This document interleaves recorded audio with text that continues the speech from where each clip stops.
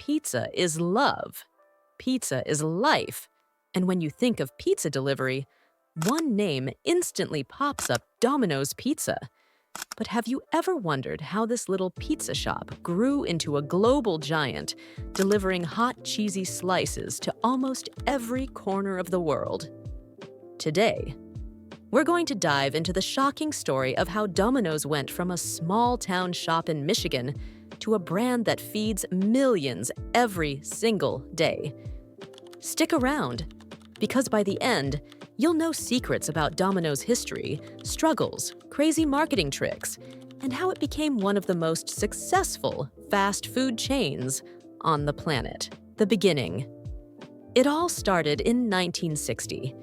Two brothers, Tom and James Monahan, decided to buy a small pizza store in Ypsilanti, Michigan. They borrowed $900, yes, less than $1,000 to buy the shop. At first, they called it Dominic's Pizza because that was the original owner's name. But here's the twist. James didn't want to continue the business. He gave up his half of the shop in exchange for, wait for it, a used Volkswagen Beetle.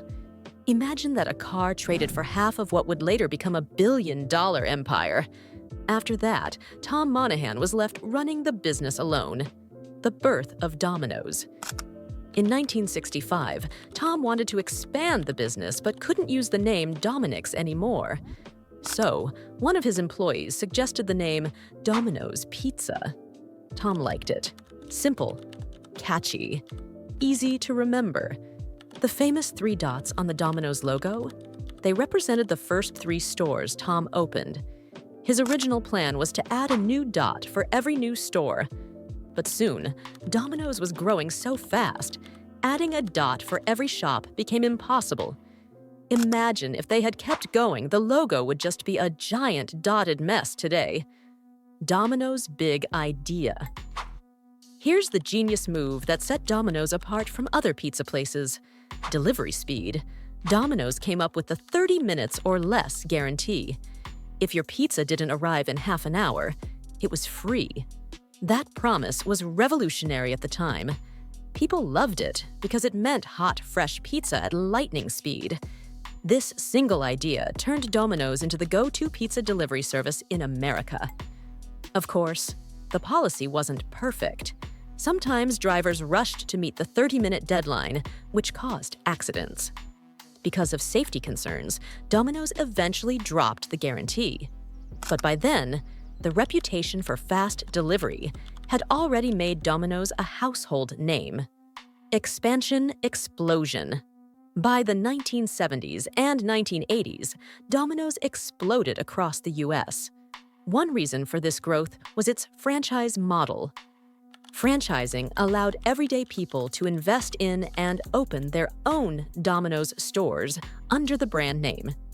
This meant Domino's could expand quickly without having to directly own every store. By the 1990s, Domino's wasn't just big in America, it had gone global. They opened stores in countries like Canada, the UK, Australia, Japan, and India. Today, Domino's has more than 20,000 stores worldwide, making it the largest pizza chain in terms of store count. The struggle with taste. Now here's something shocking. Domino's Pizza wasn't always loved for its taste. In fact, by the early 2000s, many customers openly complained that the pizza tasted like cardboard. That's not exactly what you want to hear when you run a pizza empire. Instead of ignoring the criticism, Domino's did something bold. In 2009, they launched a marketing campaign called Pizza Turnaround. In this campaign, Domino's admitted that their pizza wasn't good enough, and they promised to change everything: the sauce, the crust, the cheese, the toppings. They showed real negative customer comments in their ads and then proved they were working on fixing every issue. That honesty worked. People gave Domino's another chance, and soon, their sales skyrocketed. Technology changed the game. Domino's didn't just stop at fixing the taste. They decided to become a tech company, disguised as a pizza company. They launched an easy-to-use online ordering system. Then came the Domino's Pizza Tracker, which let customers see step-by-step progress of their order from prep to out for delivery. Next, they introduced ordering through apps, smart speakers, even Twitter. You could literally send a pizza emoji to Domino's on Twitter and get a pizza delivered. Talk about crazy innovation. This tech-first approach gave Domino's a huge advantage over competitors like Pizza Hut, global domination. So how did Domino's take over the world? The secret lies in local adaptation. In India, Domino's offers spicy paneer pizza and chicken tikka pizza.